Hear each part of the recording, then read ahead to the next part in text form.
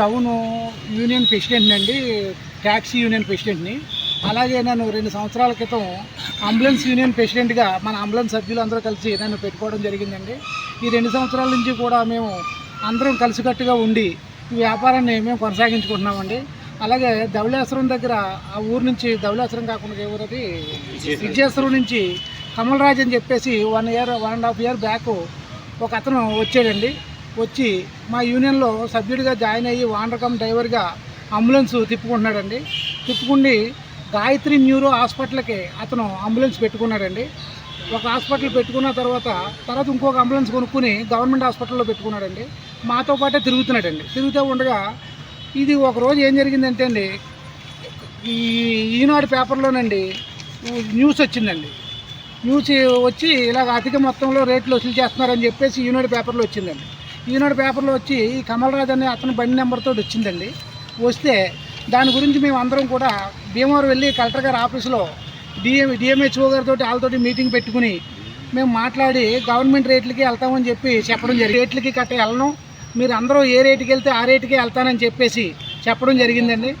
ఆ తర్వాత వారం రోజులకే మళ్ళీ రాజమండ్రి కిరాయికి వెళ్ళి 6,000 రూపాయలు డిమాండ్ చేసేయడని చెప్పేసి ఒక కంప్లైంట్ వచ్చిందండి.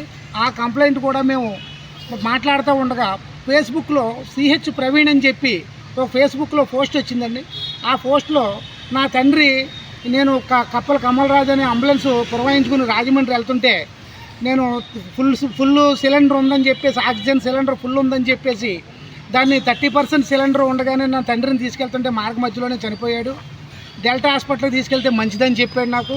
ఇతని మీద ఏ చర్య యూనియన్ వాళ్ళు తీసుకుంటలేదు కాబట్టి ఇతను చేసే అంబులెన్స్ మీద, ఇతను ఉండి యూనియన్ మీద కూడా నేను కేసు వేస్తానని చెప్పి ఒక పోస్ట్ వచ్చిందండి. ఆ పోస్ట్ గురించి కప్పల కమలరాజుని మేము మీటింగ్ పెట్టి ఇది ఎవరు చేశారు, ఎప్పుడు వెళ్ళావని చెప్పి మేము నిలదీగా ఇది నేను వెళ్ళలేదు, ఈ కిరాయికి నేను వెళ్ళలేదు, ఇది నాది కాదు అని చెప్పేసి అన్నాడండి.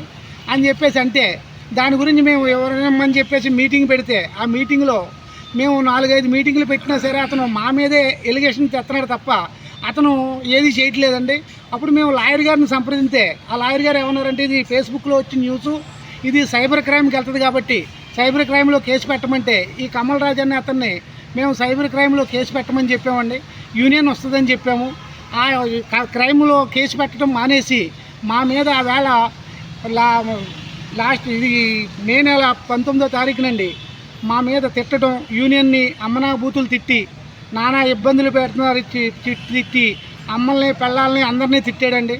ఆ తిడటం వల్ల మేమేం చేసామంటే మేము ఎవరిని తిడుతున్నావు నువ్వు అని చెప్పేసి అన్నందుకు మా మీద కలబడి మమ్మల్ని దౌర్జన్యంగా చేసి నీ మీద ఎస్టీ కేసు పెడతాను, నేను ఎస్సీ అట్రాసిటీ కేసు పెడతాం మీ మీద, మీ యూనియన్ అందరినీ కూడా వదలలేను, ప్రెసిడెంట్ కొడుకుని అసలు వదలను, అట్రాసిటీ కేసు పెడితే నాకు గవర్నమెంట్ నుంచి కూడా కొంత డబ్బు వస్తుంది నాకు అని చెప్పేసి చెప్పడం జరిగిందండి.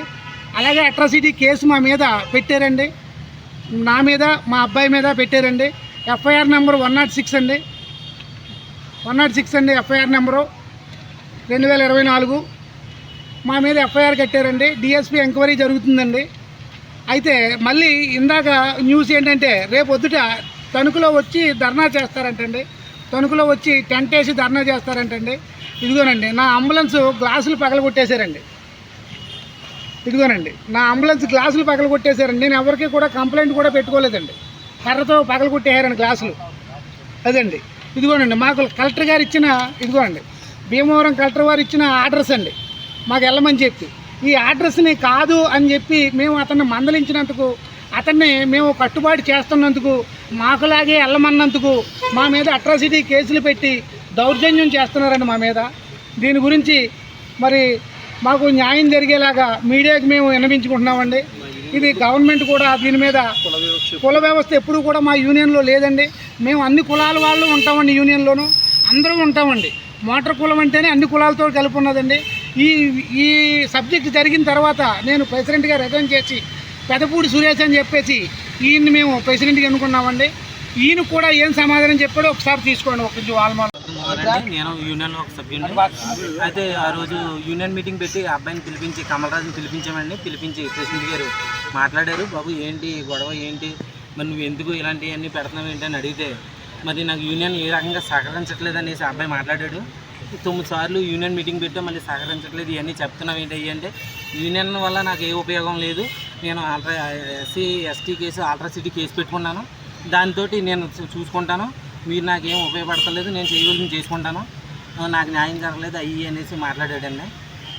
దాని నిమిత్తం మేము అందరం పిలిచి మాట్లాడాం. అబ్బాయి ఇలా రేట్లు అధికంగా తీసుకోవడం, ఇంకోటి ఏంటంటే తలపొగరగా సమాధానం చెప్పడం, మాకు సాయం చేసి గవర్నమెంట్ పెట్టిన రేట్లు కూడా అధిగమించి వెళ్ళడం వల్ల మాకు ఇబ్బంది అవుతుందని చెప్పడం వల్ల మరి అబ్బాయి మాకు చాలా ఇబ్బంది తీసుకొచ్చాడు. కాబట్టి మరి ఆ అబ్బాయి విషయంలో ఏదన్నా ఖండించాలనేసి మేము అడిగాం. ఇది జరిగిన విషయం అండి.